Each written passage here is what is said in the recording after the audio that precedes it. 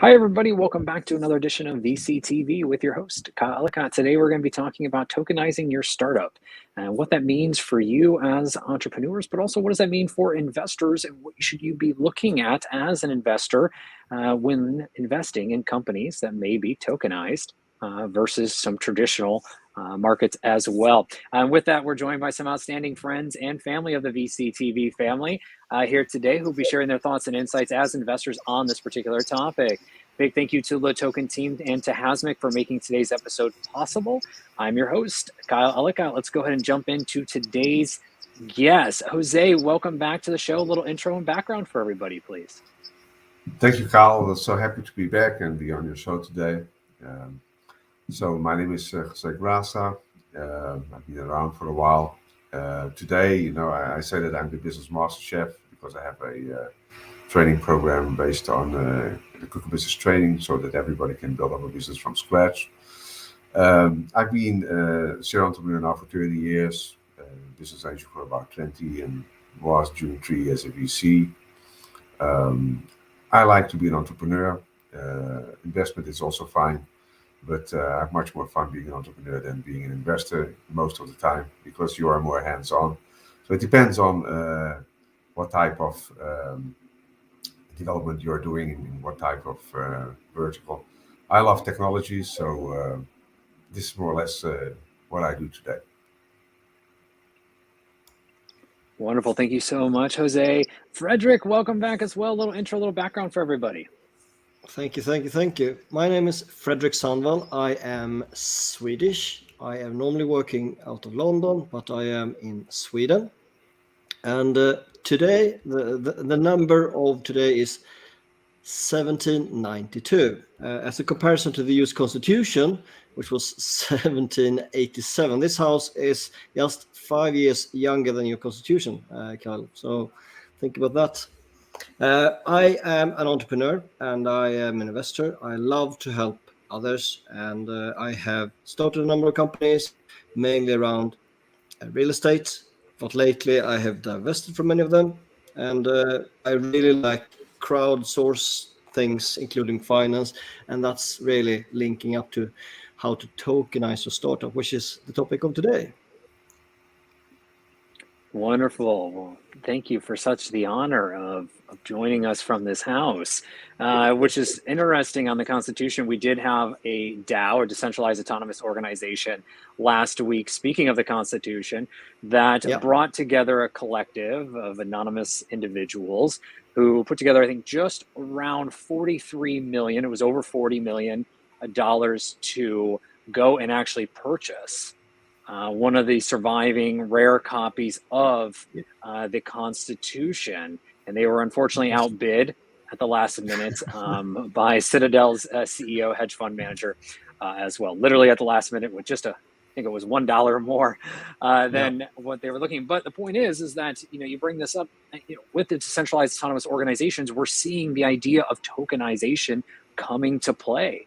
Right, where everyone is participating, everyone receives some type of piece of ownership and maybe a token, which provides a vote and governance into what the organization or group may do. But let's take a step back before we get too far forward. That was just a fun fact, so thank you, Frederick, on that. Tokenizing your startup.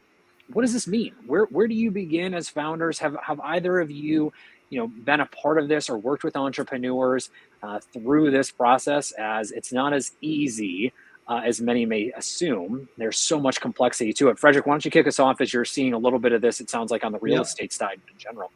Absolutely. I would say, depending on where you are in the world, you probably have different legislation. And the UK law is very flexible and also very positive towards new changes around how to own things. So basically, in the United Kingdom, I will just use that specifically because that's where I've been doing this. You need to have like a share ledger. So basically, as long as you have ledger of your tokens, you can have tokens instead of shares. Basically, that one token is worth this amount of a share, and that's basically in the simplest form how easy it could be. In the United Kingdom, you can have the share capital for a limited company be as little as £1. That's just over $1 to start a company, and then you can split that into fractions and own the companies via tokens. It can be as simple as that. To bolt onto that, to complex things further, is of course how secure do you want the tokens? Are they as symbolic, or do you combine it with blockchain? But I'll park there, but it can be that simple. I'd love to share more later, but I pause at that moment. I'm gonna push you. Go down one level deeper. Let's bring in blockchain into this, because it does play a significant role when companies are tokenizing. You're looking at different blockchain networks, where you may start, where you may begin, and that's where the complexity really starts to grow from. Once you choose the particular network you're going to focus on, and then from there it's all open. But talk to us a little bit more about that. Yeah, I mean, it's basically like all the crypto coins and the security behind them. I mean, we got currently at least 4,000 plus. I'm not sure about the latest number, but that was the last time I checked, about different coins. And one company I was working with in particular, I was on the board with a company called Crowd with Us. We are a investment company which is focused on crowdsourcing funds. So basically, on one side you got the investor, on the other side you have the investment, whatever that might be. In that case, it was often real estate. So there we have the flexibility to use tokens. We have not used that platform specifically. So the companies where I've been consulting on this matter, they have bolted on their token onto an existing platform. I'm not allowed to disclose the name of the platform. So basically, using one company to set it up, but linking to another secure provider, which can offer the advantage of it is so secure so that you as a token owner can sell the token on in a secure way without having to talk to the mother owned company, and it will be updated automatically into the shared ledger. So that's a good way to show how partnerships can make it very much possible technically. So you don't need to reinvent the wheel if you'd like to tokenize something. There are providers out there who would happily, for a cost, allow you to use their platform. And the same with platforms that communicate with official channels, which need to provide the shared registry as well. That was also another external app or party that we use. So everything was very much automated, and that's what I love about it. When technology, like Jose said, can take care of things, so we can focus on other things which are more exciting, like selling, for example. Absolutely. Jose, talk to us a little bit about your experience when it comes to tokenizing startups, either working with the entrepreneurs themselves or seeing this from the investment side, as again, it is a little bit of an educational curve when seeing it from an investor's perspective and how you may invest in those, which we'll come back to. But tell us a little bit about your experience thus far. I really like the way Fredrik explained it in a very simple way. And I think he also hit the nail, the way he tried to bring it to this discussion. The law here has a very big impact. Tokenization is quite simple. If you can even do it without a blockchain. He explained it also very well. It can be symbolic. And you can just put it on a blockchain. It can be private. You can own that yourself. Or you can just put it on a existing blockchain. Most of the people have done it on an existing blockchain. The biggest reason they have done it is because they are looking for liquidity. And obviously, if you do it on your own private setup, then you still need to go out and fundraise. The only difference is in giving out those shares on a paper certificate. You're going to basically make it available with a token, which at the end you will need to have a ledger the same way.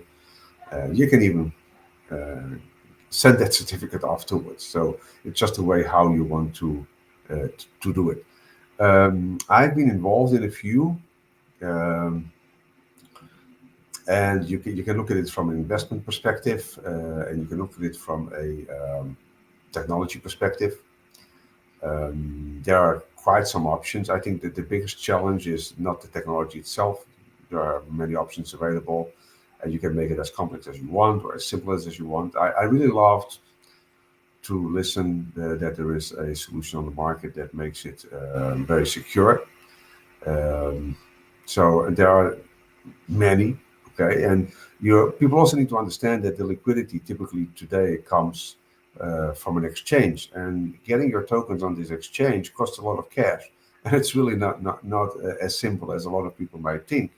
So the outcome, and I would like to hear from Frederick later on what he thinks, but the outcome is that definitely the crowdfunding with your token might be a very good option. I don't know how many options are available there. The way we did it always was, just sell those tokens to a friend or family, or go out and try to go to the public in general. Once you get it higher, in the let's say in the fundraising cycle, it might not be so sexy to have it tokenized, especially if you are a US corp. You are going to get a lot of hurdle compared to if you do it in the UK. So that's my perspective on the whole output. Yeah, so let's switch over, Frederick. Tell us a little bit more, as Jose mentioned, what you're thinking, what you're seeing. Is this an opportunity for a fundraising, or crowdfunding in particular? We've seen a number of companies do this through CoinList, through Republic, and through many others. But what are you seeing on your side, Frederick?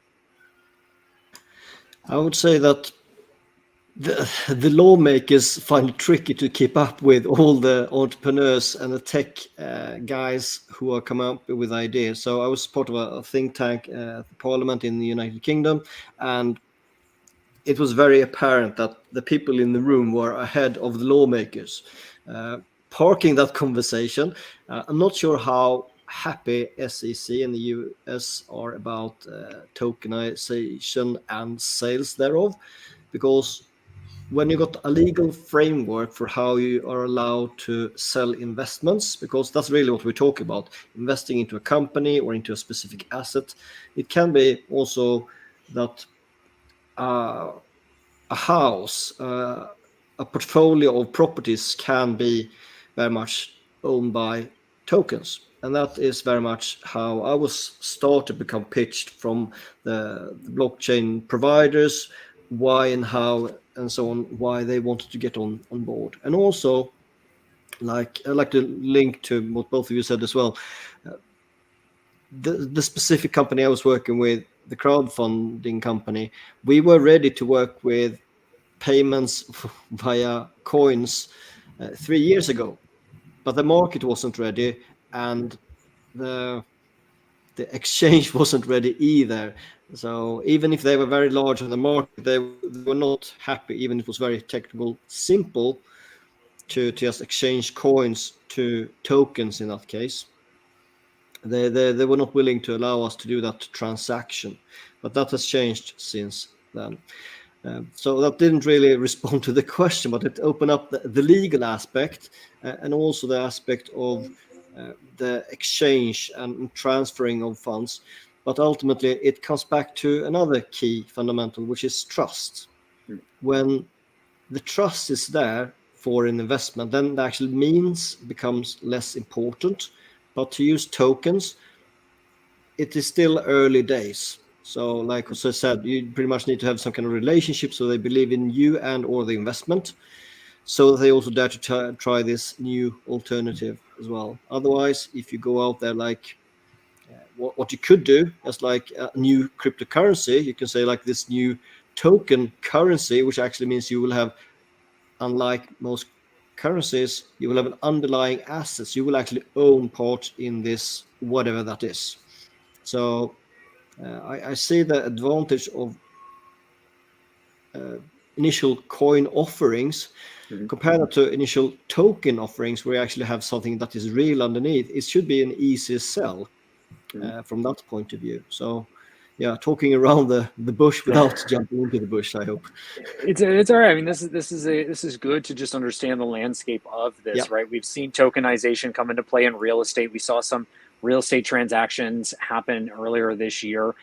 We've seen, again, tokens start to enter the markets around decentralized autonomous organizations, or DAOs. We've seen NFTs, non-fungible tokens, play a role in the tokenization of particular assets, bringing those physical into digital. We've seen NFTs providing gated access or membership as well into platforms, into content as well, and being acted as a means of fundraising. We have, the ICOs, the STOs, and many evolutions of that, including the SAFT, as well as a new fundraising vehicle, or a more commonly seen fundraising vehicle. We're seeing more companies start to introduce tokenomics into their business, not necessarily for, but into their business as well. And others are just going the full route and just tokenizing everything as well. But I think this is providing a great landscape.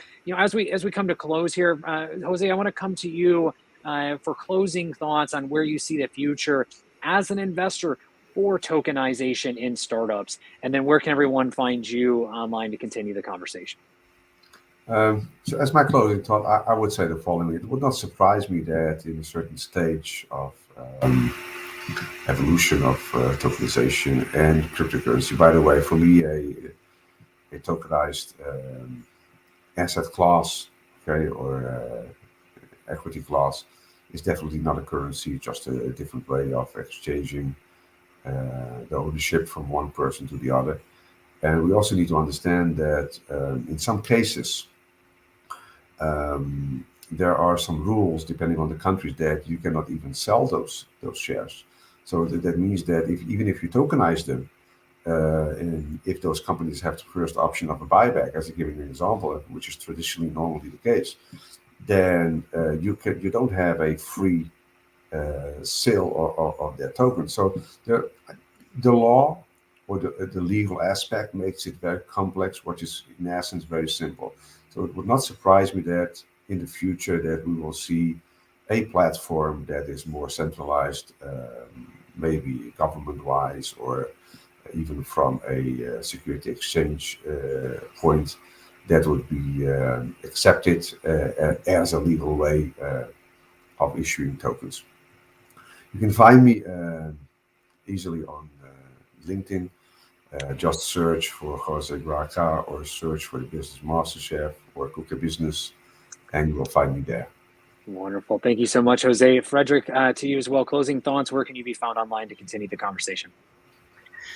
Right. So in terms of tokens, I think it's really a way forward for ownership, because it becomes very much understandable. And I think especially the people from 15 years old to 35 years old are more keen to invest into a token of ownership instead of shares, because ultimately a token can be more secure and easy to transfer than a share certificate.